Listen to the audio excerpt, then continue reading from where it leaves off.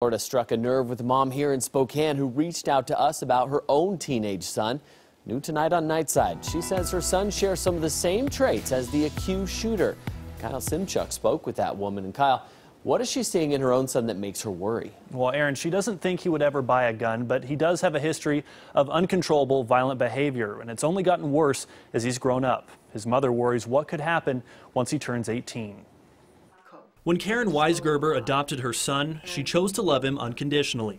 She didn't know how hard that would be. He's not in control of himself. He cannot control this rage that takes him over. Her son suffers from fetal alcohol syndrome. His biological mom drank during pregnancy. Every 3 to 5 weeks, he would have a major meltdown.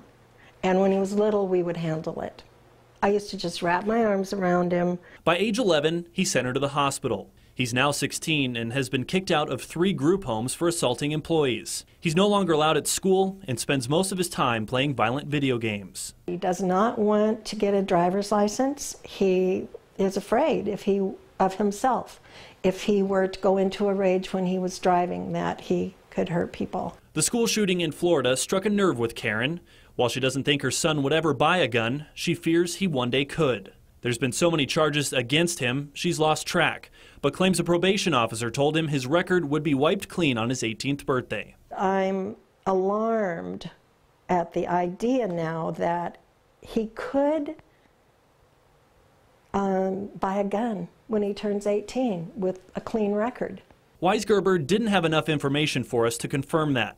However, there are 3 things to keep a person from buying a gun in Washington. 1, having a felony conviction. 2, involuntary commitment for mental health treatment. And 3, being convicted or found not guilty of a crime by reason of insanity. The child can't change, and we need to help create an environment where there's possibility for success.